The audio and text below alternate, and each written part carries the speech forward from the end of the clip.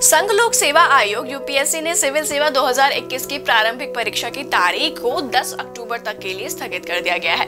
परीक्षा प्रक्रिया में इस देरी ने यूपीएससी के उम्मीदवारों से अलग अलग प्रतिक्रियाएं शुरू कर दी हैं, क्योंकि उन्हें एक बार फिर अपनी तैयारी की रणनीति में बदलाव करना होगा। सिविल सेवा परीक्षा को 3 भागों में विभाजित किया जाता है: प्रारंभिक, मुख्य और व्यक्तिगत परीक्षण। अंतिम मेरिट सूची में जगह बनाने के लिए उम्मीदवारों को तीनों चरणों में सफलता हासिल करनी होती है। आप में से कई व्यूअर्स के हमारे पास सवाल आए थे, जिसके बाद ही हम आपके लिए आज की यह वीडियो लेकर आए हैं, जिसमें हम बात करेंगे सी सेट के एग्जाम पैटर्न के बारे में। नमस्कार, मैं कृतिका आप सभी का स्वागत करती हूँ प्रभात एग्जाम के यूट्यूब चैनल पर। यह एक ऐसा प्लेटफॉर्म है जहाँ आपको मिलती है सभी कॉम्पिटिटिव एग्जाम्स के बारे में महत्वपूर्ण जानकारियाँ, जो आपको किसी भी एग्जाम में सफल होने में मदद कर सकती है। अगर आप हमारे चैनल पर पहली बार आए हैं तो हमारे चैनल को लाइक और सब्सक्राइब जरूर करें और हमारी वीडियोस को सबसे पहले देखने के लिए बेल आइकन जरूर दबाएं। तो चलिए शुरुआत करते हैं आज की इस वीडियो की। प्रारंभिक परीक्षा पैटर्न और सिलेबस। पहले चरण, जिसे प्रीलिम्स के नाम से जाना जाता है, में 2 पेपर शामिल होते हैं, जीएस और सी सेट।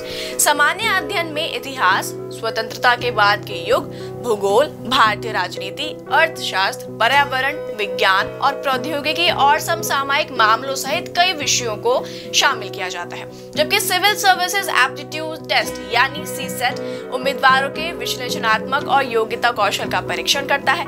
इसमें अंग्रेजी समक्ष, गणित, तार्किक और विश्लेषणात्मक तर्क पर आधारित प्रश्न शामिल होते हैं। मूल्यांकन के लिए उम्मीदवारों को अनिवार्य रूप से दोनों पेपर्स में उपस्थित होना होगा। दोनों पेपर्स में अधिकतम 200-200 अंक होते हैं, जबकि GS1 एक योग्यता आधारित परीक्षा है। CSET एक योग्यता परीक्षा है और उम्मीदवारों को पेपर पास करने के लिए उत्तीर्ण अंक प्राप्त करने की आवश्यकता होती है। प्रीलिम्स कट ऑफ केवल GS पर आधारित होती है। हालांकि प्रारंभिक चरण में प्राप्त अंकों को अंतिम मेरिट सूची में नहीं गिना जाता। GS1 पेपर पत्र में 100 प्रश्न होते हैं और CSET पेपर्स में बहुविकल्पीय प्रश्न यानी MCQ प्रारूप में 80 प्रश्न होते हैं। दोनों पेपर्स में प्रत्येक गलत उत्तर के लिए नेगेटिव मार्किंग होती है। एक प्रश्न के लिए आवंटित कुल अंकों का 1/3 प्रत्येक गलत उत्तर के लिए काटा जाता है। उम्मीदवारों को प्रत्येक पेपर को 2 घंटों के आवंटित समय के भीतर पूरा करना होगा। चूंकि परीक्षा स्थगित कर दी गई है, इसलिए उम्मीदवारों को अगले 4 महीनों के लिए एक नई रणनीति तैयार करनी होगी।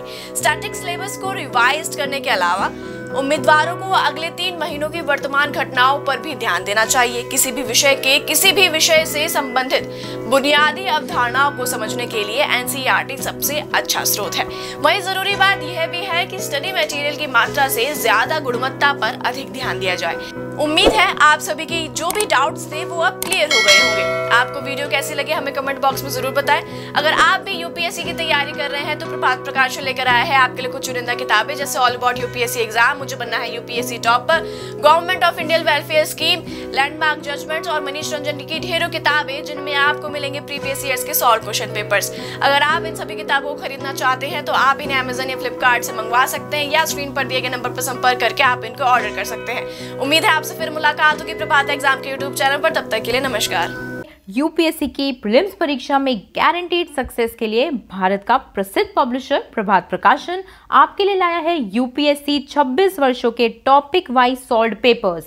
आईएएस डॉक्टर मनीष रंजन की इस बुक में है एक्सप्लेन्ड आंसर्स और ट्रेंड एनालिसिस। इसके साथ ही जरूर पढ़ें यूपीएससी CSAT, जिसमें है पेपर 2 के 2011 से 2020 के सॉल्व्ड पेपर्स।